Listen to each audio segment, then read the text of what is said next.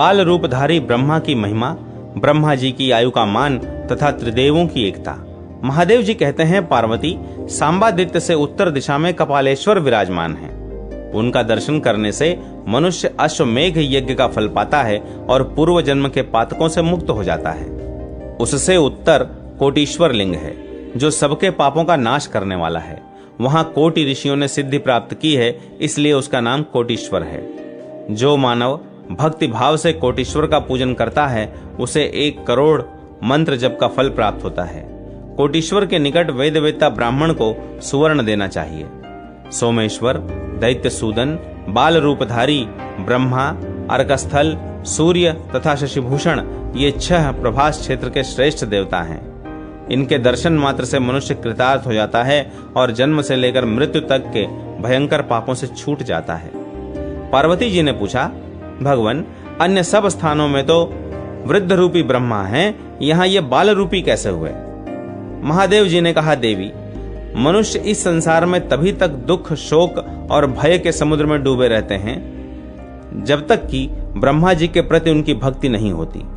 जीव का चित्त जैसे विषयों में लगा है, यदि उसी प्रकार ब्रह्मा जी में भी लग जाए तो कौन बंधन से मुक्त न होगा। सोमनाथ से ईशान कोण में और सांबादित्य से अग्नि कोण में ब्रह्मा जी का उत्तम स्थान है।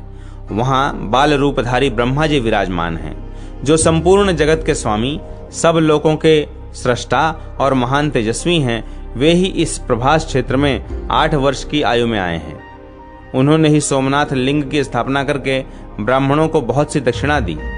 प्रभास क्षेत्र में रहते हुए बाल रूपधारी ब्रह्मा जी के 42 वर्ष बीत गए। इस प्रकार उनकी आयु का 1 परार्ध व्यतीत हो गया। पार्वती जी ने कहा, प्रभो ब्रह्मा जी के दिन, मास और वर्ष का परिमाण बताइए। महादेव जी ने कहा, देवी ब्रह्मा जी की जो परम आयु है उसका 1 परार्ध बीत गया है, अब दूसरा परार्ध चल रहा है। 8 वर्ष की आयु में वे यहाँ आए थे, इसीलिए उन्हें बाल रूपी कहते हैं। प्रभास क्षेत्र को छोड़कर अन्य सब तीर्थों में वे वृद्ध रूपी ही हैं। प्रथम कल्प में इनका नाम स्वयंभू था, दूसरे में पद्मभू, तीसरे में विश्वकर्ता और चौथे में बाल रूपी कहे गए हैं। जो मनुष्य प्रतिदिन इन नामों को स्मरण करता है वह दीर्घायु होता है। चंद्र, सूर्य आदि सभी ग्रह, देवता, असुर, दानव तथा समस्त त्रिलोकी ये सब ब्रह्मा जी की रात आने पर नष्ट हो जाते हैं। फिर दिन आने पर जब ब्रह्मा जी जगते हैं तब पूर्ववत सृष्टि करने लगते हैं। पलक गिरने में जितना समय लगता है उसके 1/4 भाग को त्रुटि कहते हैं। 2 त्रुटि का 1 निमेष होता है। 15 निमेषों की एक काष्ठा होती है। 30 काष्ठाओं की एक कला, 30 कलाओं का मुहूर्त और 15 मुहूर्तों का एक दिन होता है। दिन के बराबर ही रात का भी मान है। दिन तथा रात दोनों को एक अहोरात्र कहते हैं। 15 दिन रातों का पक्ष और 2 पक्षों का मास होता है। 6 मासों का एक अयन और 2 अयनों का एक वर्ष होता है। 43,20,000 सौर वर्षों का एक चतुर्युग होता है। 71 चतुर्युगों का मनवंतर कहा गया है। यही संक्षेप से इंद्र देवता की आयु बताई गई है। ब्रह्मा जी के एक दिन में 14 मनु और 14 इंद्र नष्ट होते हैं। विश्ववक्ता, विपश्चित, स्वचित्ति, शिवी, विभु, मनोभुव, ओजस्वी, बलि, अद्भुत, शांति, वृषा, शतधामा, दिवसपति, शुचि ये 14 इंद्र हैं। ब्रह्मा जी का दिन जितना बड़ा होता है उनकी रात भी उतनी ही होती है। यह कल्प का मान बताया गया। पहला श्वेत कल्प है, दूसरे कल्प का नाम नील लोहित, तीसरे का वामदेव, चौथे का रथंतर, 5वें का रौरव, 6ठे का प्राण, 7वें का बृहत कल्प, 8वें का कंदर्प, 9वें का सद्य कल्प, 10वें का ईशान, 11वें का ध्यान, 12वें का शाश्वत, 13वें का उदान, 14वें का गरुड़, 15वें का कूर्म, 16वें का नारसिंह, 17वें का समाधि, 18वें का आत्रेय, 19वें का सोम, 20वें का भावन, 21वें का तत्पुरुष, 22वें का वैकुंठ, 23वें का अर्चित, 24वें का रुद्र, 25वें का लक्ष्मी, 26वें का सारस्वत, 27वें का वैराज, 28वें का गौरी कल्प, 29वें का माहेश्वर कल्प और 30वें का नाम पितृकल्प है। यही ब्रह्मा जी की अमावस्या है। ब्रह्मा जी के महीने के 30 कल्प बताए गए।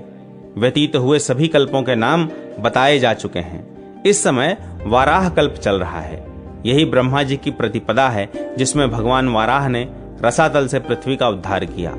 30 कल्पों का ब्रह्मा जी का एक मास माना गया है। ऐसे 12 मासों का एक वर्ष होता है। ऐसे वर्षमान से जब ब्रह्मा जी 8 वर्ष के थे, तब सोमदेव उन्हें प्रभास क्षेत्र में ले आए और उन्हीं के द्वारा सोमनाथ की प्रतिष्ठा का कार्य संपन्न हुआ। इस प्रकार प्रभास क्षेत्र में निवास करते हुए ब्रह्मा जी का एक परार्ध व्यतीत हो गया और अब दूसरा चल रहा है। इस तरह बचपन से ही उनका इस क्षेत्र में निवास होता है। मनीषी पुरुषों के द्वारा वे बारंबार वंदनीय हैं। यात्रा का उत्तम फल चाहने वाले पुरुषों को पहले उन्हीं की पूजा करनी चाहिए। जो भक्ति पूर्वक ब्रह्मा जी की पूजा करता है वह निश्चय ही मेरा पूजन करता है। जो उनसे द्वेष करता है वह मुझी से द्वेष करता है, और जो उनका पुजारी है वह मेरा ही पूजक है। ब्रह्मा जी की पूजा करने वाले पुरुषों के द्वारा मैं और भगवान विष्णु दोनों ही पूजित होते हैं। विष्णु सत्वगुणी हैं, ब्रह्मा जी रजोगुणी हैं और मैं तमोगुण से युक्त हूँ। ब्रह्मा जी वायु, रुद्रदेव अग्नि तथा भगवान विष्णु जल रूप हैं। मैं सामवेद का आश्रय हूँ। ब्रह्मा जी ऋग्वेद धारण करते हैं तथा भगवान विष्णु यजुर्वेद के स्वरूप एवं अथर्व की कला के आधार हैं। मुझे दक्षिणाग्नि, विष्णु को गार्हपत्याग्नि तथा ब्रह्मा जी को आहवनीय याग्नि जानना चाहिए। ब्रह्मा जी नाभि में, विष्णु हृदय में तथा सब भूतों का आधारभूत मैं चक्र में स्थित हूँ। हम लोगों के रूप में शक्ति विशेष से साक्षात परब्रह्म परमात्मा ही स्थित हैं। ओमकार परब्रह्म है और गायत्री उत्तम प्रकृति है। इन दोनों को जानकर मनुष्य पुरुष योनि से वियुक्त नहीं होता। पार्वती, इस प्रकार जो द्वैत रहित परब्रह्म को जानता है वह सब कुछ जानता है। जो भेददर्शी है वह नहीं जानता। परब्रह्म तो वास्तव में एक रूप ही है, तथापि कार्य रूप से वह पृथक सा प्रतीत होता है। जो उससे द्वेष करता है वह ब्रह्म द्वेषी कहलाता है।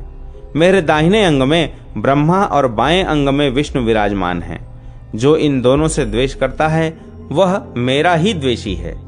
सुंदरी, ऐसा जानकर मन में भेदभाव न रखते हुए ब्रह्मा, विष्णु तथा रुद्र की एक रूप से ही पूजा करनी चाहिए।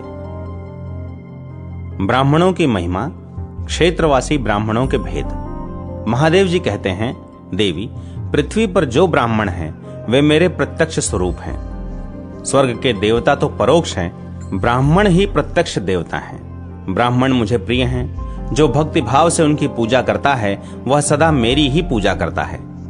जो भक्ति द्वारा उन्हें संतुष्ट करता है वह मुझे संतुष्ट कर लेता है। जो ब्राह्मण हैं वह मैं हूँ। उनके साथ जिसका वैर है वह मेरा भी वैरी है। प्रिय, पृथ्वी पर जितने भी ब्राह्मण हैं उनमें से जिन्होंने वेद व्रत का पालन किया है वे तो पूज्य हैं ही। जिन्होंने वेदोक्त व्रतों का पालन नहीं किया है वे भी पूजनीय हैं। ब्राह्मण जाति से ही पवित्र हैं। वेदाभ्यास से उनकी पवित्रता और भी बढ़ जाती है। अतः हव्य और कव्य अर्थात यज्ञ और श्राद्ध में कहीं भी ब्राह्मण निंदा के योग्य नहीं है। काने, कुबड़े, कोढ़ी, रोगी तथा दरिद्र ब्राह्मणों का भी विद्वान पुरुष अपमान न करे, क्योंकि वे मेरे स्वरूप कहे गए हैं। बहुत से अज्ञानी मनुष्य इस बात को नहीं जानते। जो मेरे स्वरूप भूत ब्राह्मणों को मारते हैं उनसे शास्त्र विपरीत कर्म करवाते हैं। जहां नहीं भेजना चाहिए वहां उन्हें भेजते हैं तथा उनसे दासता कराते हैं। वे जब मरते हैं तब यमदूत उनके माथे पर आरा रखकर उससे उन्हें चीरते हैं, ठीक वैसे ही जैसे बढ़ई लकड़ी चीरते हैं। जो ब्राह्मण को अंग भंग करता है और उनके प्राण लेता है उसे ब्रह्म हत्यारा जानना चाहिए। उसके उद्धार के लिए कोई प्रायश्चित नहीं है। वह 50 करोड़ नरकों में से प्रत्येक में क्रमशः सहस्त्रों वर्षों तक बहुत पीड़ित किया जाता है। इसलिए मानवों को चाहिए कि वे ब्राह्मणों को सदा नमस्कार करें, अन्न पान देकर सदैव उनकी पूजा में संलग्न रहें। सभी ब्राह्मण सब प्रकार के दान लेने के अधिकारी हैं। दूसरा कोई दान लेने में समर्थ नहीं है। यदि लोभवश कोई दान ग्रहण करता है तो वह अधम गति को प्राप्त होता है। तपस्या से पवित्र हुआ ब्राह्मण पाप रहित होता है। अतः प्रतिग्रह लेकर वह कष्ट में नहीं पड़ता और न उसे कोई पाप ही लगता है। जो हृदय में सदा पवित्र भाव रखते हुए नित्य निरंतर ध्यान में लगा रहता है उस ब्राह्मण को दोष का संपर्क नहीं प्राप्त होता। ब्राह्मण जन्म से ही महान है। लोक और लोकेश्वर भी ब्राह्मणों के पूजक हैं। ब्राह्मण यदि कुपित हों तो अपराधी को नष्ट कर सकते हैं उसे अपने तेज से जला सकते हैं। यही स्वर्ग लोक में पहुंचाने वाले सनातन देव हैं। ब्राह्मण पूजनीय हैं, वंदनीय हैं, उन्हीं में सब कुछ प्रतिष्ठित है। वे ही इन सब लोकों का परस्पर पालन करते हैं। अपने स्वाध्याय और तप को प्रकट न करने वाले ब्राह्मण उत्तम व्रत वाले हैं। जो विद्या और व्रत में स्नात हैं, दूसरे के आश्रित न रहकर जीवन निर्वाह करते हैं, वे ब्राह्मण कुपित होने पर काल सर्प बन जाते हैं। अतः उनका पूजन करना चाहिए, उन्हें कुपित नहीं करना चाहिए।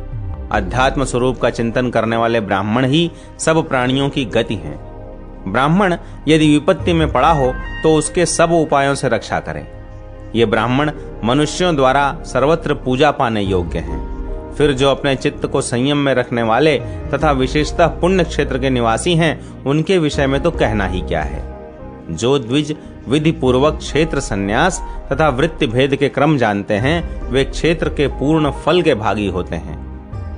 प्राजापत्य, महीपाल, कपोत, ग्रंथिक, कुटिक, वेताल, पद्म, हंस, धृतराष्ट्र, वक, कंक, गोपाल, त्रुटिक, प्रवर, गुटिक तथा दंडिक ये क्षेत्रवासी ब्राह्मणों के भेद हैं। अहिंसा, गुरु शुश्रूषा, स्वाध्याय, शौच, संयम, सत्य तथा अस्तेय यह प्रजापत्यों का व्रत कहा गया है।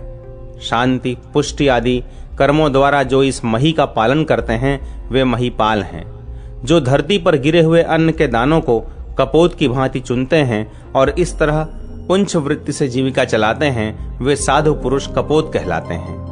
जो घर बनाकर रहते हैं, वे सदग्रंथ या ग्रंथिक हैं। जो सहसा घर त्याग देते हैं, वे शिवाराधन में तत्पर रहने वाले साधक कुटिक कहे गए हैं।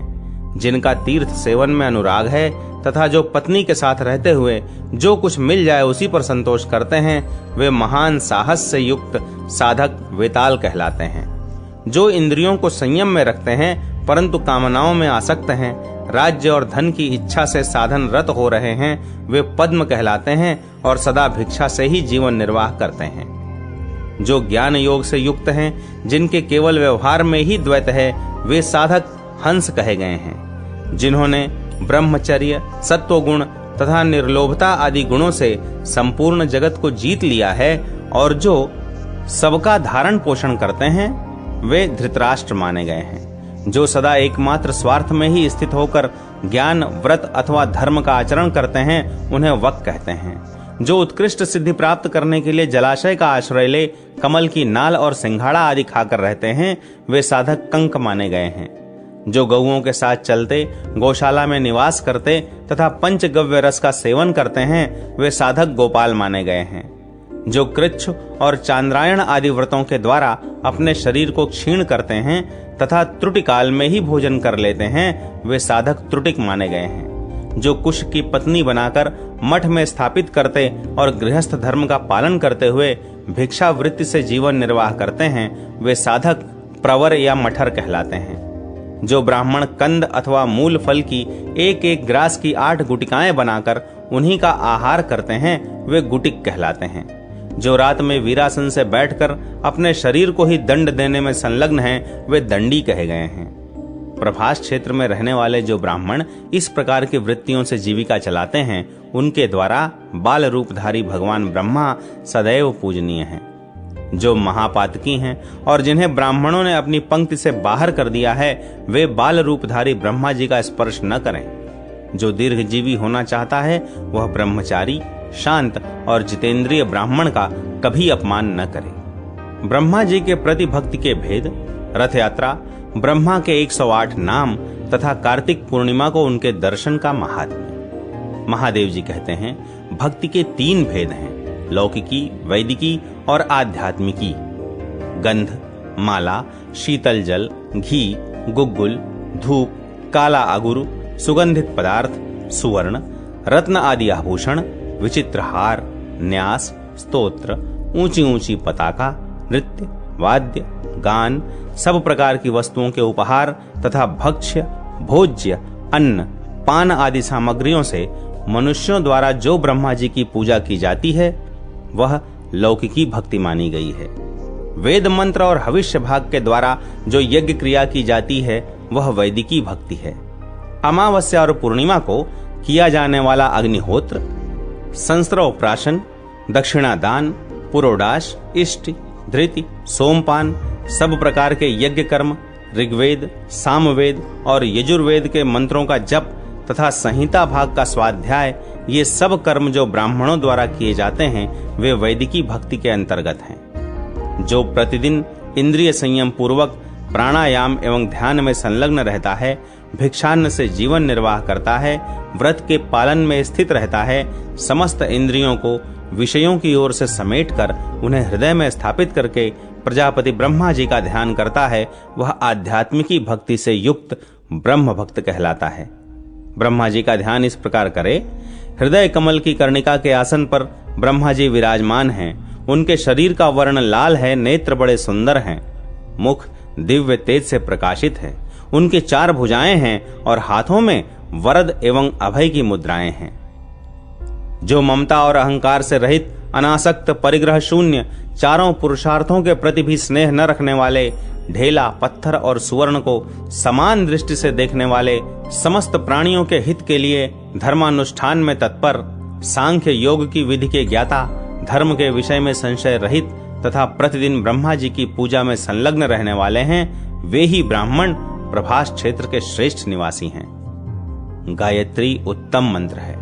जो पूर्णिमा में उपवास करके गायत्री के अक्षर तत्वों द्वारा ब्रह्मा जी की पूजा करता है, वह परम पद को प्राप्त होता है। यदि ब्राह्मण भयंकर संसार सागर के पार उतरना चाहे तो प्रभास में पूरे कार्तिक मास भर ब्रह्मा जी के पूजन में तत्पर रहे। जिनके दर्शन मात्र से अश्वमेघ यज्ञ का फल प्राप्त होता है, प्रभास क्षेत्र में उन बाल रूपधारी ब्रह्मा जी की कौन विद्वान पूजा नहीं करेगा। जिनके एक दिन का अंत होते ही देवता, असुर और मनुष्य आदि सब प्राणी विनाश को प्राप्त होते हैं, उनका पूजन कौन नहीं करेगा। रुद्र और विष्णु के रूप में भी वे लोकनाथ ब्रह्मा जी ही पूजित होते हैं। जो पूर्णिमा को उपवास करके जगतपति ब्रह्मा का विधि पूर्वक पूजन करता है, वह अश्वमेघ यज्ञ का फल पाता है। कार्तिक की पूर्णिमा को सावित्री सहित चतुर्मुख ब्रह्मा जी को गाजे बाजे के साथ नगर में घुमाए, तत्पश्चात उन्हें विश्राम स्थान पर स्थापित करे। फिर ब्राह्मणों को भोजन कराकर शांडिलेय की पूजा करे। उसके बाद मंगलमय वाद्यों की ध्वनि के साथ ब्रह्मा जी को पुनः रथ पर बिठाए। रथ के आगे शांडिली पुत्र की विधिवत पूजा करके ब्राह्मणों से पुण्याह वाचन कराए। रथ पर चढ़ाने के बाद रात में जागरण करे। ब्रह्मा जी के दाहिने पार्श्व में सावित्री देवी को स्थापित करे और भोजन को बाएं पार्श्व में। ब्रह्मा जी के आगे एक कमल रख दे। फिर वाद्यों और शंखों की तुमुल ध्वनि के साथ समूचे नगर की प्रदक्षिणा करते हुए रथ को घुमाए और अपने स्थान पर आकर ब्रह्मा जी की आरती करके फिर उन्हें यथास्थान विराजमान करे। जो इस प्रकार यात्रा करता है, जो उस यात्रा को देखता है अथवा ब्रह्मा जी के रथ को खींचता है, वह ब्रह्म धाम में जाता है। जो ब्रह्मा जी के रथ के पीछे दीप धारण करता है, वह पग पग पर अश्वमेघ यज्ञ का महान फल पाता है। राजा को चाहिए कि वह ब्रह्मा जी की रथ यात्रा अवश्य कराए। प्रतिपदा को ब्राह्मण भोजन कराना चाहिए और उन ब्राह्मणों का नवीन वस्त्र, गंध, माला और अनुलेपन आदि के द्वारा पूजन करना चाहिए। जो कार्तिक की अमावस्या को ब्रह्मा जी के मंदिर में दीप जलाता है, वह परम पद को प्राप्त होता है।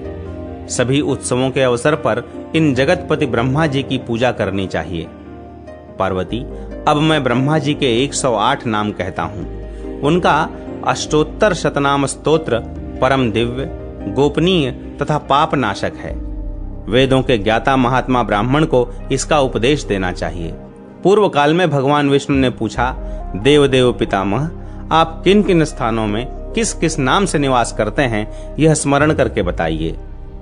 ब्रह्मा जी ने कहा, मैं पुष्कर में सुरश्रेष्ठ, गया में प्रपितामह, कान्यकुब्ज में वेद गर्भ, भृगुकच्छ में चतुर्मुख, कौबेरी में सृष्टिकर्ता, नंदीपुरी में बृहस्पति, प्रभास में बाल रूपी, वाराणसी में सुरप्रिय, द्वारावती में चक्रदेव, वैदिश में भुवनाधिप, पौंड्रक में पुंडरीकाक्ष, हस्तिनापुर में पीताक्ष, जयंती में विजय, पुरुषोत्तम में जयंत, वाड में पद्महस्त, तमोलिप्त में तमोनुद, अहिच्छत्री में जनानंद, कांचीपुरी में जनप्रिय, कर्नाटक में ब्रह्मा, ऋषिकुंड में मुनि, श्रीकंठ में निवास, कामरूप में शुभंकर, उड्डीयान में देवकर्ता, जालंधर में सृष्टा, मल्लिका में विष्णु, महेंद्र पर्वत पर भार्गव, गोमद में स्थविराकार, उज्जैनी में पितामह, कौशाम्बी में महादेव, अयोध्या में राघव, चित्रकूट में विरंची, विंध्याचल में वाराह, हरिद्वार में सूरश्रेष्ठ, हिमवान पर्वत पर शंकर,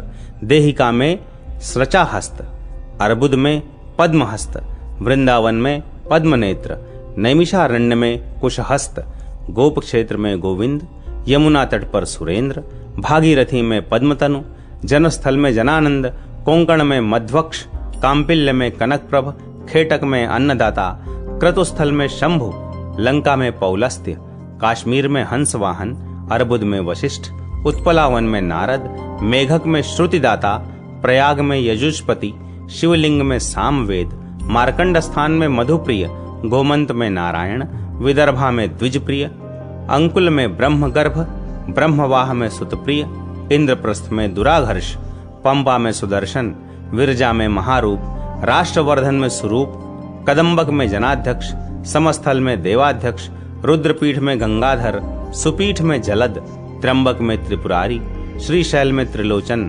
प्लक्षपुरम में महादेव, कपाल में वेदनाशन, श्रृंगवेरपुर में शौरी, निमिष क्षेत्र में चक्रधारक, नंदीपुरी में विरूपाक्ष, प्लक्षपाद में गौतम, हस्तिनाथ में माल्यवान, वाचिक में द्विजेंद्र, इंद्रपुरी में दिवानाथ, भूतिका में पुरंदर, चंद्रा में हंसबाहु, चंपा में गरुड़ प्रिय, महोदय में महायक्ष, पूतक वन में सुयज्ञ, सिद्धेश्वर में शुक्ल वर्ण, विभा में पद्मबोधक, देवदारुवन में लिंगी, उदक में उमापति, मातृस्थान में विनायक, अलका में धनाधिप, त्रिकूट में गोविंद, पाताल में वासुकी, कोविदार में युगाध्यक्ष, स्त्री राज्य में सुरप्रिय, पूर्णगिरि में सुभोग, शालमली में तक्षक, अमर में पापहा, अंबिका में सुदर्शन, नरवापी में महावीर, कांतार में दुर्गनाशन, पद्मावती में पद्मगृह तथा गगन में मृगलांछन नाम से रहता हूँ।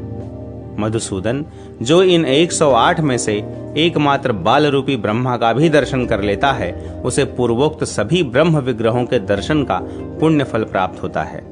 श्री कृष्ण, जो प्रभास में इन नामों द्वारा मेरा स्तवन करता है, वह मेरे धाम को पाकर आनंद भोगता है। मेरे इस स्तोत्र के पाठ से या श्रवण से मानसिक, वाचिक और शारीरिक सभी पाप छूट जाते हैं। कार्तिक की पूर्णिमा को जब कृत्तिका नक्षत्र हो, तब प्रभास क्षेत्र में वह तिथि मुझे बहुत प्रिय है, और यदि उसी तिथि में रोहिणी नक्षत्र आ जाए तो वह पुण्यमयी महाकीर्तिकी कहलाती है, जो देवताओं के लिए भी दुर्लभ है। शनैश्चर, रविवार अथवा बृहस्पतिवार तथा कृत्तिका नक्षत्र के योग से युक्त यदि कार्तिक मास की पूर्णिमा हो, तो उसमें बाल रूपी ब्रह्मा जी का दर्शन करके मनुष्य अश्वमेघ यज्ञ का फल पाता है। विशाखा नक्षत्र के सूर्य और कृत्तिका नक्षत्र के चंद्रमा हों तो वह पद्मक योग प्रभास क्षेत्र में दुर्लभ है। करोड़ों पापों से युक्त मनुष्य भी उक्त योग में प्रभास क्षेत्र के भीतर यदि बाल रूपधारी ब्रह्मा जी का दर्शन कर ले तो उसे यमलोक शेश्वर, अनिलेश्वर, प्रभासेश्वर, रामेश्वर, लक्ष्मणेश्वर, कुंडेश्वरी देवी तथा भूतेश्वर का महात्म्य। महादेव जी कहते हैं, तदनंतर सोमेश्वर से ईशान कोण में 50 धनुष के अंतर पर प्रत्युशेश्वर नामक लिंग है। उसके दर्शन से 7 जन्मों का पाप नष्ट हो जाता है।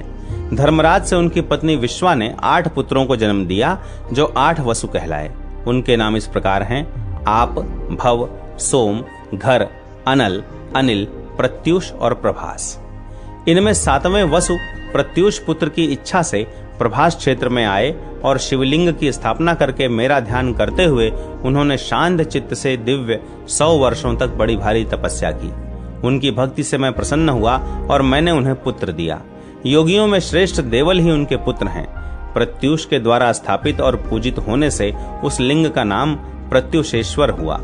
जो संतानहीन पुरुष उनकी आराधना करता है, उसके कुल में कभी संतति का नाश नहीं होता। जो भक्ति भाव से इंद्रियों को वश में रखते हुए सदा उनकी पूजा करता है, उसका महापाप भी नष्ट हो जाता है। माघ कृष्णा चतुर्दशी की रात्रि में वहां जागरण करना चाहिए। जागरण करने से मनुष्य सब दानों और यज्ञों का फल पा लेता है। वहां से उत्तर और ईशान दिशा में 3 धनुष की दूरी पर अनिलेश्वर लिंग है। उसका बड़ा प्रभाव है। वह दर्शन मात्र से सब पापों का नाश करने वाला है। पूर्वोक्त 8 वसुओं में से अनिल ने मेरी आराधना करके मेरा प्रत्यक्ष दर्शन प्राप्त किया और शिवलिंग की स्थापना की। इससे उन्हें मनोजव नामक पुत्र प्राप्त हुआ। अनिलेश्वर का दर्शन करके मनुष्य कभी अंधा, बहरा, गूंगा, रोगी और निर्धन नहीं होता। जो उस लिंग पर एक फूल भी चढ़ा देता है वह सदा सुख सौभाग्य से संपन्न तथा रूपवान होता है। गौरी तपोवन से पश्चिम 7 धनुष की दूरी पर प्रभासेश्वर नामक महान शिवलिंग है, जिसकी स्थापना शिव पूजन परायण 8वें वसु प्रभास ने की है। प्रभास ने वहां 100 वर्षों तक तपस्या की।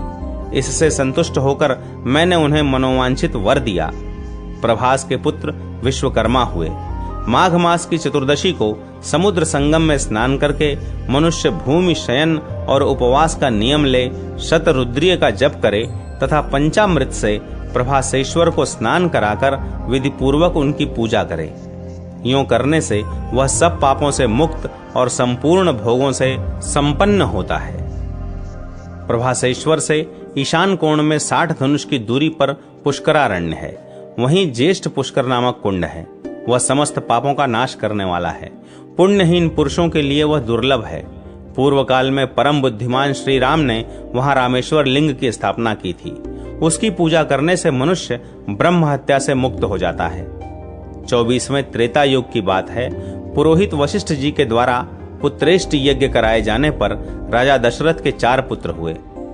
उनमें से श्री रामचंद्र जी सीता और लक्ष्मण के साथ वनवास के लिए गए। उसी समय यात्रा प्रसंग से वे प्रभास क्षेत्र में भी आए। ज्येष्ठ पुष्कर के समीप आकर वे विश्राम के लिए बैठे। सूर्यास्त हो जाने पर उन्होंने पृथ्वी पर पत्ते बिछाए और सो गए। कुछ रात बाकी रहने पर स्वप्न में उन्हें अपने पिता दशरथ जी का दर्शन हुआ। प्रातःकाल उठकर उन्होंने ब्राह्मणों से यह सब बात कही। तब ब्राह्मणों ने कहा, रघुनंदन, पितर आपका अभ्युदय चाहते हैं। जब वे वर देने को उद्यत होते हैं तभी स्वप्न में अपने वंशजों को दर्शन देते हैं। यह परम पुण्यमय स्थान भगवान विष्णु का गुप्त तीर्थ है। प्रभास क्षेत्र में इसकी पुष्कर नाम से प्रसिद्धि है। अतः यहाँ पितरों का श्राद्ध कीजिए। निश्चय ही राजा दशरथ इस तीर्थ में आपके द्वारा दिया हुआ शुभ पिंड प्राप्त करना चाहते हैं, इसीलिए उन्होंने दर्शन दिया है। उनकी बात सुनकर कमल नयन श्री राम ने श्राद्ध के लिए ब्राह्मणों को निमंत्रित किया और लक्ष्मण जी से कहा, सुमित्रानंदन, तुम श्राद्ध के लिए फल लेने को जाओ। बहुत अच्छा कहकर लक्ष्मण जी गए और अनेक प्रकार के उत्तम फल ले आए। जानकी जी ने उन फलों को शीघ्र ही पकाकर तैयार किया। फिर कुतप काल अर्थात मध्याह्न के समय में नहा धोकर पवित्र हो वल्कल धारण किए हुए श्री रामचंद्र जी श्राद्ध के योग्य ब्राह्मणों को बुला ले आए। गालव, देवल, रैभ्य, यवक्रीत, पर्वत, भारद्वाज, वशिष्ठ, जाबाली, गौतम, भृगु तथा अन्य बहुत से वेदज्ञ ब्राह्मण श्री रामचंद्र जी के द्वारा किए जाने वाले श्राद्ध को संपन्न करने के लिए आए। इसी समय श्री रामचंद्र जी ने सीता से कहा, विदेह नंदिनी, आओ, ब्राह्मणों के लिए पाद्य और अर्घ दो। यह सुनकर सीता जी वृक्षों के बीच में चली गईं और लता कुंज में अपने को छिपाकर श्री रामचंद्र जी की दृष्टि से ओझल हो गईं। इधर श्री रामचंद्र जी सीते सीते कहकर पुकारने लगे। तब लक्ष्मण जी ने ही ब्राह्मणों को अर्घ देने का कार्य किया। जब ब्राह्मण लोग भोजन कर चुके और पिंडदान का कार्य समाप्त हो गया, तब जनक नंदिनी सीता श्री रामचंद्र जी के पास आईं। उन्हें देखकर श्री राम ने पूछा, श्राद्ध काल उपस्थित होने पर तुम मुझे छोड़कर कहां चली गई थी? सीता जी ने हाथ जोड़कर कहा, प्रभु, आज मैंने आपके पिता, पितामह, प्रपितामह तथा मातामह आदि को भी देखा है। वे पृथक पृथक ब्राह्मणों के अंगों में स्थित थे, अतः उनके सामने जाने में मुझे लज्जा हुई। श्वशुर वर्ग को उपस्थित देखकर मैं लज्जा से ही छिप गई थी। यह सुनकर श्री रामचंद्र जी को बड़ा विस्मय हुआ। उन्होंने पुष्कर के समीप ही वहां से एक धनुष दक्षिण हटकर रामेश्वर लिंग की स्थापना की। जो मनुष्य गंध, पुष्प आदि के द्वारा भक्ति पूर्वक रामेश्वर का पूजन करता है, वह भगवान विष्णु के उत्तम धाम में जाता है। शुक्र अथवा मंगल युक्त चतुर्थी तथा आश्विन मास की षष्ठी को वहां श्राद्ध करने से महान फल होता है। वहां पुष्कर में अपने वंशजों द्वारा तर्पण किए जाने पर पितर और पितामह 12 वर्षों तक तृप्त रहते हैं और दूसरी किसी भी वस्तु की इच्छा नहीं करते। रामेश्वर से 30 धनुष पूर्व दिशा में लक्ष्मणेश्वर लिंग है। यात्रा में गए हुए लक्ष्मण जी ने उस देव पूजित लिंग को स्थापित किया था। जो स्त्री या पुरुष विधि पूर्वक स्नान कराकर भक्ति भाव से लक्ष्मणेश्वर का पूजन करता है, वह सब पातकों से मुक्त हो जाता है। रामेश्वर से नैऋत्य कोण में जानकीश्वर लिंग है। जो नारी माघ मास की तृतीया को जानकीश्वर का पूजन करती है, उसके वंश में दुर्भाग्य, दुख और शोक नहीं होते। तदनंतर वामन स्वामी के नाम से प्रसिद्ध पापहारी विष्णु के समीप जाए। उनका स्थान पुष्कर से नैऋत्य कोण में 20 धनुष के अंतर पर है। जिस समय उन्होंने दैत्यराज बलि को बांधा था, उस समय पहला चरण वहीं रखा, दूसरा मेरु शिखर पर रखा और तीसरा आकाश में जब ऊपर की ओर वे पैर बढ़ाने लगे, तब उनके चरणों के अग्रभाग से ब्रह्मांड फूट गया और वहां से जल निकल आया। वह जल उनके घुटने के मार्ग से बहता हुआ इस पृथ्वी पर आया। वही इस पृथ्वी पर विष्णुपदी गंगा के नाम से प्रसिद्ध है। महानदी गंगा पहले प्रभास क्षेत्र के अंतर्गत पुष्कर में ही आई। जो मनुष्य विष्णुपदी में स्नान करके भगवान के चरण का दर्शन करता है, वह उनके परम धाम में जाता है। जो वहां ब्राह्मण को उपान्न देता है, वह श्रेष्ठ विमान पर चढ़कर विष्णु लोक में प्रतिष्ठित होता है। वहां से दक्षिण जानकीश्वर के समीप परम उत्तम पुष्करेश्वर लिंग है, जिसकी पूजा ब्रह्मपुत्र सनत कुमार मुनि ने सुवर्णमय कमलों से की है। वह सब पातकों का नाश करने वाला है। जो मनुष्य भक्ति से गंध पुष्प आदि के द्वारा उनकी पूजा करता है, उसको पुष्कर यात्रा का फल मिलता है। पुष्कर से वायव्य कोण में 30 धनुष पर और भूतेश्वर से नैऋत्य कोण में कुंडेश्वरी देवी का स्थान है। वे देवी दरिद्रता और पाप का नाश करने वाली हैं। उनसे नैऋत्य कोण में 15 धनुष की दूरी पर शंखोदक कुंड है, जो सब पातकों का नाश करने वाला है। जो पुरुष अथवा सदाचारिणी स्त्री शंखावर्ता नाम से विख्यात देवी की पूजा करती है, उसके सब मनोरथ पूर्ण हो जाते हैं। कलयुग में शंखावर्ता देवी कुंडेश्वरी नाम से प्रसिद्ध हैं। प्राचीन काल में भगवान विष्णु ने जब शंख नामक दैत्य को मारा, उस समय उसके शंखाकार शरीर को इसी तीर्थ के जल से धोकर पवित्र किया और मेघ के समान गंभीर ध्वनि वाले उस शंख को वहीं बजाया। उसके गंभीर नाद से देवी वहां आई और कुंड के समीप स्थित होकर कारण पूछने लगीं। इसी से उनका नाम कुंडेश्वरी हुआ। जो स्त्री या पुरुष माघ मास की तृतीया को कुंडेश्वरी देवी का पूजन करता है, उसे गौरी पद की प्राप्ति होती है। यात्रा के फल की इच्छा रखने वाले मनुष्यों को वहां ब्राह्मण दंपति को भोजन कराना चाहिए। कुंडेश्वरी से ईशान कोण में 20 धनुष के अंतर पर भूतनाथेश्वर शिव हैं। वह आदि अंत रहित लिंग कल्प पर्यंत रहने वाला है। पहले त्रेता युग में उसका नाम वीरभद्रेश्वर था, फिर कलयुग में भूतेश्वर हुआ। जब द्वापर और कलयुग का संधि का समय चल रहा था, उस समय उस लिंग के प्रभाव से करोड़ों भूत प्राणी परम सिद्धि को प्राप्त हुए थे। इसी से भूतल पर वह भूतेश्वर नाम से विख्यात हुआ।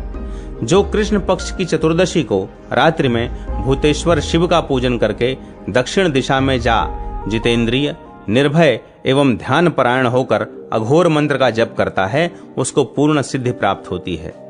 वहां पर पितरों की प्रेत योनि से मुक्ति के लिए तिल, सुवर्ण और पिंड का दान करना चाहिए।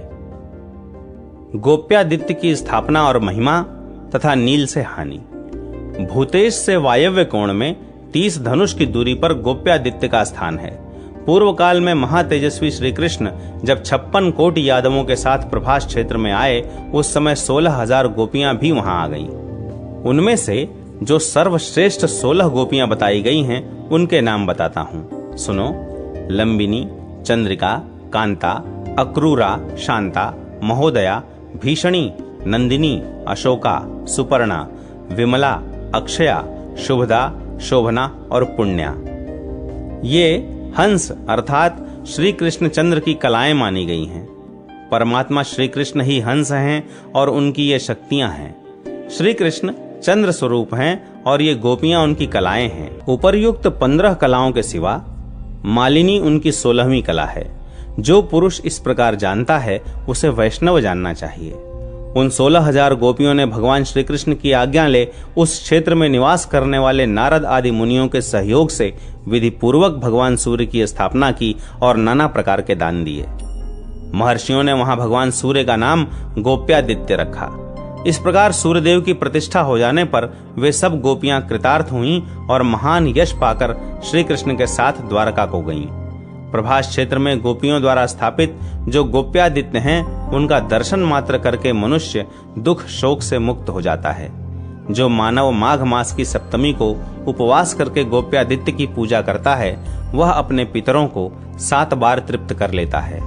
वह अपने समस्त रोगों का नाश करता है और दुष्चेष्टा परायण दुर्जय शत्रुओं को भी जीत लेता है। सप्तमी को तैल का स्पर्श न करे, नीले रंग का वस्त्र न पहने, आंवला लगाकर स्नान न करे और कहीं किसी के साथ विवाद भी न करे। नील के रंगे हुए वस्त्र धारण करके द्विज जो भी स्नान, दान, जप, होम, स्वाध्याय तथा पितृ तर्पण आदि कर्म करता है, वे तथा इसके 5 महायज्ञ भी उस नील सूत्र के कारण नष्ट हो जाते हैं। यदि ब्राह्मण नील का रंगा वस्त्र अपने अंगों में धारण कर ले तो दिन रात उपवास करके पंचगव्य पीने से शुद्ध होता है। यदि किसी ब्राह्मण के रोम कूपों में नील के रस का प्रवेश हो जाए तो वह पतित हो जाता है और 3 कृच्छ व्रत करने पर उसकी शुद्धि होती है। यदि ब्राह्मण भूल से भी नील वृक्षों के बीच से निकल जाए तो वह दिन रात उपवास करके पंचगव्य पीने पर शुद्ध होता है। यदि ब्राह्मण के शरीर में नील की लकड़ी गड़ जाए और रक्त दिखाई देने लगे तो उसे चांद्रायण व्रत करना चाहिए। देवी, जो अनजान में नील का दातुन कर लेता है, वह 2 बार कृच्छ व्रत करने पर उस पाप से शुद्ध होता है। पार्वती, कुरजांगल में 1 लाख गोदान करने से जो पुण्य होता है, वह सब गोप्यादित्य के दर्शन मात्र से प्राप्त। चित्रांगदेश्वर तथा रावणेश्वर की महिमा। महादेव जी कहते हैं, तदनंतर परशुराम जी के द्वारा स्थापित रामेश्वर लिंग का दर्शन करें। वह स्थान गोपीश्वर से वायव्य कोण में 30 धनुष की दूरी पर है। जिस समय जमदग्नि पुत्र परशुराम जी ने पिता की आज्ञा से अपनी माता का वध किया और पिता के अनुग्रह से वह पुनः जीवित हो गई, उस समय प्रभास क्षेत्र में आकर उन्होंने अद्भुत तपस्या की। वे मेरे विग्रह की स्थापना करके 150 वर्ष तक आराधना में संलग्न रहे। इससे संतुष्ट होकर मैंने उन्हें मनोवांछित वर दिया और उनके द्वारा स्थापित शिवलिंग में निवास किया। इससे महर्षि परशुराम कृतार्थ हुए। तदनंतर भूमंडल के संपूर्ण क्षत्रियों का 21 बार संहार करके वे माता पिता के ऋण से उऋण हुए। जो मनुष्य उनके द्वारा स्थापित शिवलिंग का भक्ति पूर्वक पूजन करता है, वह समस्त पापों से मुक्त हो मेरे धाम में जाता है। रामेश्वर से 20 धनुष के अंतर पर नैऋत्य कोण में चित्रांगदेश्वर लिंग है। गंधर्वों के स्वामी चित्रांगद ने उस क्षेत्र को परम पवित्र जानकर वहां शिवलिंग स्थापित किया और बड़ी भारी तपस्या करके मेरी आराधना की। जो पुरुष भाव भक्ति से युक्त हो उस लिंग की पूजा करता है, वह गंधर्व लोक में जाता और गंधर्वों के साथ आनंद भोगता है। शुक्ल पक्ष की चतुर्दशी को जो विधि पूर्वक उस शिवलिंग को स्नान कराकर भांति भांति के पुष्प, चंदन और धूप आदि के द्वारा उसकी पूजा करता है, वह संपूर्ण मनोवांछित फल को प्राप्त कर लेता है। उस स्थान से दक्षिण और नैऋत्य में 16 धनुष के अंतर पर रावणेश्वर लिंग है, जिसकी स्थापना रावण ने की है। वहां उसने भक्ति पूर्वक उपवास करके मेरी आराधना की और गीत वाद्य आदि का आयोजन करके जागरण किया।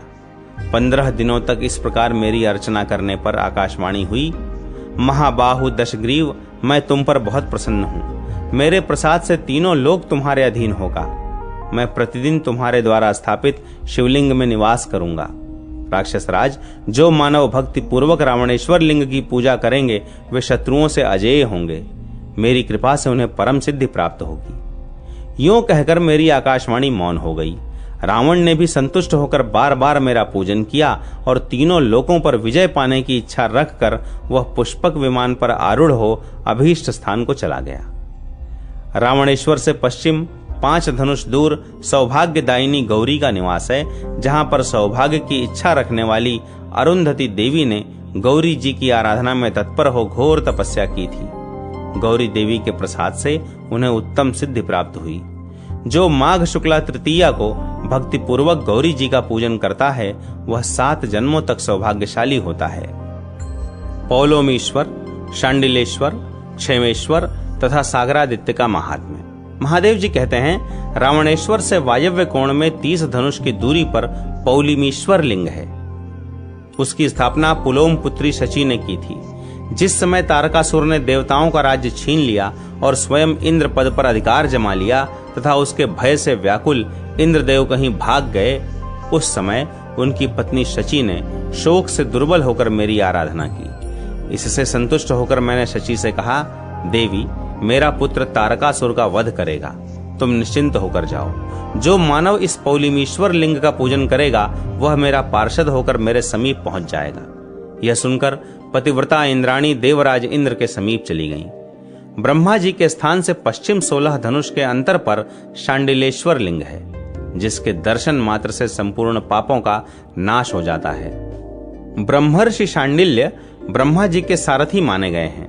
वे तपस्वी, महातेजस्वी, ज्ञाननिष्ठ और जितेंद्रिय हैं। उन्होंने प्रभास क्षेत्र में आकर बड़ी उग्र तपस्या की। सोमनाथ के उत्तर एक महालिंग स्थापित करके उसकी 100 वर्षों तक पूजा की। तत्पश्चात मनोवांछित वस्तु को पाकर वे कृतकृत्य हो गए।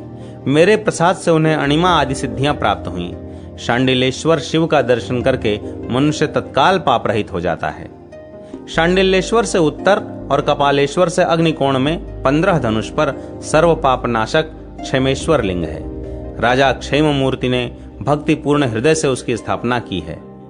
जो क्षेमेश्वर का दर्शन करता है वह क्षेम को प्राप्त होता और उसका प्रत्येक कार्य क्षेम पूर्वक सिद्ध होता है। पार्वती, वहां से परम उत्तम सागरादित्य का दर्शन करने के लिए जाना चाहिए। वह स्थान भैरवेश्वर तथा मृत्युंजय रुद्र से पश्चिम और कामेश्वर लिंग से दक्षिण एवं अग्निकोण में थोड़ी ही दूर पर है। सूर्य वंश में उत्पन्न महात्मा राजा सागर ने प्रभास क्षेत्र को उत्तम तीर्थ जानकर वहीं भगवान सूर्य की स्थापना की और उसी स्थान पर तपस्या करके उन्होंने सूर्यदेव को प्रसन्न किया। 10,000 योजन विस्तृत और 88,000 योजन लंबा समुद्र सागर के पुत्रों की ही कीर्ति है, इसीलिए उसका नाम सागर है। आज भी राजा सागर की कीर्ति कथा गाई जाती है और पुराणों में उनके सुयश की गाथा प्रसिद्ध है। सागरादित्य का दर्शन करके मनुष्य जड़, अंध, दरिद्र और दुखी नहीं होता। उसे प्रियजनों से वियोग तथा रोग भी नहीं होते और वह कभी पाप का आचरण नहीं करता। माघ मास के शुक्ल पक्ष में षष्ठी तिथि को उपवास करके जितेंद्रिय मनुष्य रात में उनके आगे शयन करे, फिर सप्तमी को सवेरे उठकर भक्ति भाव से सूर्य देव की पूजा करे और ब्राह्मणों को भक्ति पूर्वक भोजन कराए। यूं करने वाले मानव सूर्य नारायण के भक्तों को प्राप्त होने वाली उत्तम गति को प्राप्त होते हैं। जो पुरुष दूर्वा के अंकुरों से भी भक्ति पूर्वक सूर्य देव की पूजा करते हैं, उन्हें वे सब यज्ञों से भी दुर्लभ फल देते हैं। इसलिए सर्वथा प्रयत्न करके सूर्य नारायण की आराधना करनी चाहिए। वे सबके आत्मा, समस्त लोगों के स्वामी, देवताओं के भी देवता और प्रजाजनों के पालक हैं। सूर्य देव ही त्रिलोकी के मूल कारण तथा परम देवता हैं। जितेंद्रिय मनुष्य को चाहिए कि वह विधि से भगवान सूर्य की पूजा करके समस्त पातकों का नाश करने वाले इस स्तोत्र का पाठ करे। इस स्तोत्र में सूर्य देव के गुह्य, पवित्र एवं शुभ नाम हैं। विकर्तन, विवस्वान, मार्तंड, भास्कर, रवि, लोक प्रकाशक, श्रीमान, लोकचक्षु, ग्रहेश्वर, लोक साक्षी, त्रिलोकेश्वर, कर्ता, हर्ता, तमिस्नहा, तपन, तापन, शुचि, सप्ताश्ववाहन, गभस्ति हस्त, ब्रह्मा तथा सर्वदेव नमस्कृत। इस प्रकार 21 नामों का जो स्तोत्र है, इससे संतुष्ट होकर भगवान सूर्य शरीर को आरोग्य देते हैं, धन बढ़ाते हैं तथा यश की प्राप्ति कराते हैं। जो सूर्योदय और सूर्यास्त दोनों संध्याओं के समय पवित्र होकर इससे सूर्य देव की स्तुति करता है अथवा जो इसे सुनता और पढ़ता है, वह सब पापों से मुक्त हो जाता है और अंत में सूर्य लोक को प्राप्त होता है। अक्षमालेश्वर, पाशुपतेश्वर, ध्रुवेश्वर तथा सिद्धि लक्ष्मी की महिमा। महादेव जी कहते हैं, सागरादित्य से ईशान कोण में 50 धनुष के अंतर पर अक्षमालेश्वर लिंग है, जो दर्शन और स्पर्श करने से सब प्राणियों के पाप का नाश करने वाला है। भादों में ऋषि पंचमी को अक्षमालेश्वर के समीप जाकर मनुष्य नरक के भय से मुक्त हो जाता है। वहां गोदान, अन्नदान और जलदान को श्रेष्ठ बताया गया है। उक्त दान करने से मनुष्यों के सब पापों का नाश होता है तथा परलोक में उन्हें अनंत सुख की प्राप्ति होती है। उग्रसेनेश्वर से पूर्व भाग में तथा गोप्यादित्य से अग्निकोण में कुछ दक्षिण की ओर पाशुपतेश्वर लिंग विद्यमान है, जो दर्शन मात्र से समस्त पापों का नाशक और संपूर्ण अभीष्ट फलों को देने वाला है। इस युग में उसका संतोषेश्वर नाम कहा गया है। वह संपूर्ण सिद्धियों का स्थान, शिव भक्तों का आश्रय तथा पाप रोगों का औषध है। पार्वती पाशुपतेश्वर लिंग के समीप वामदेव, सावर्णी, अघोर तथा कपिल ये 4 महर्षि सिद्धि को प्राप्त हो चुके हैं। उस शिवलिंग के समीप श्रीमुख नाम का एक वन है जो लक्ष्मी देवी का स्थान है। वहां योगी और सिद्ध पुरुष निवास करते हैं। वहां उत्तम शिव भक्तों का वास है। प्रभास क्षेत्र में वह मंदिर मुझे सदैव रुचिकर है। उसमें सदा ही मेरा निवास रहता है। वहां जो शिव भक्त मेरे ध्यान में संलग्न रहते हैं वे सब मेरे पुत्र हैं और पवित्र होकर उत्तम सिद्धि को प्राप्त होते हैं। यह पाशुपतेश्वर लिंग पर ब्रह्म स्वरूप है।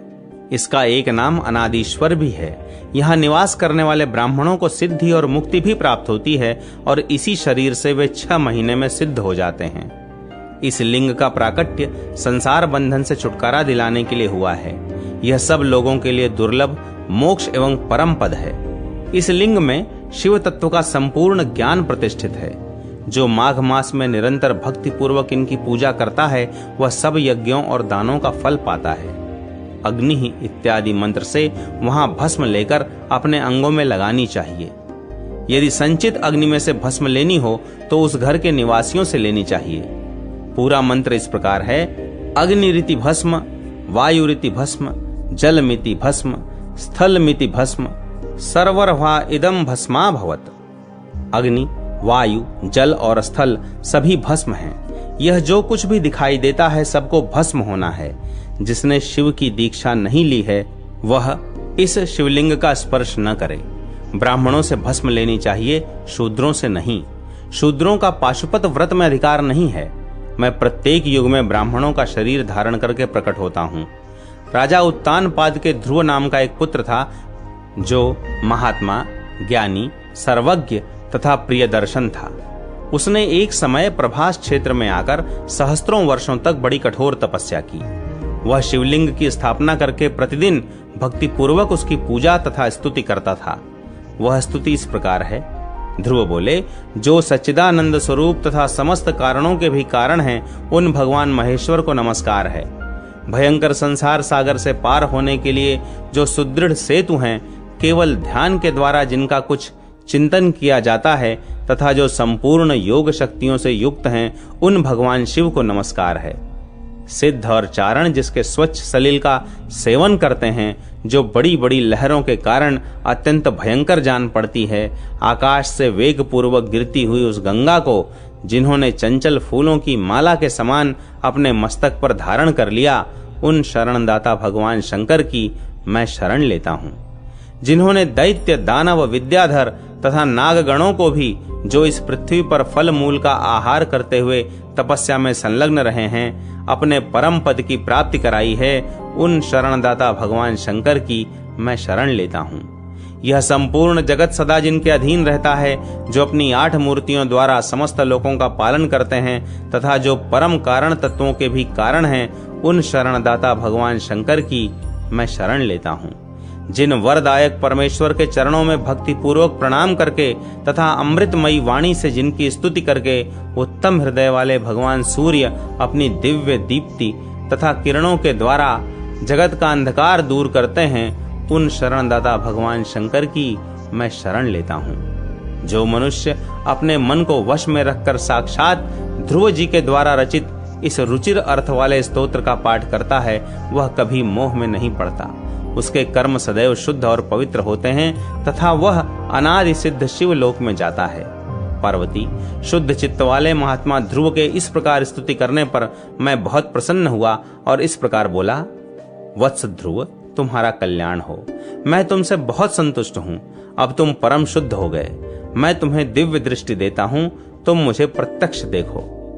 ध्रुव जी ने कहा: देव, यदि आप प्रसन्न हैं तो मुझे निर्मल भक्ति दीजिए और इस शिवलिंग में सदा निवास कीजिए। मैंने कहा: ध्रुव, तुमने जो मांगा है वह सब मैंने तुम्हें दे दिया। साथ ही तुम्हें वह ध्रुव स्थान भी दिया जिसे भगवान विष्णु का परम पद कहते हैं। जो श्रावण की अमावस्या तथा अश्विन की पूर्णिमा को ध्रुवेश्वर की पूजा करता है, वह अश्वमेघ यज्ञ का फल पाता है। सोमेश्वर से ईशान कोण में थोड़ी ही दूर पर क्षेत्रपीठ की अधिष्ठात्री देवी वैष्णवी शक्ति है, जो सिद्ध लक्ष्मी के नाम से विख्यात है। ब्रह्मांड में यह पहला पीठ है। इस पीठ में निवास करने वाली भगवती महालक्ष्मी समस्त पापों का नाश करने वाली तथा संपूर्ण अभीष्ट फलों और शुभ को देने वाली है। जो मनुष्य श्री पंचमी के दिन गंध पुष्प आदि के द्वारा भक्ति पूर्वक इनकी पूजा करता है, उसे लक्ष्मी की प्राप्ति होती है। तृतीया, अष्टमी तथा चतुर्दशी को जो विधि पूर्वक लक्ष्मी देवी की पूजा करता है, उसके हाथ में सिद्धि आ जाती है।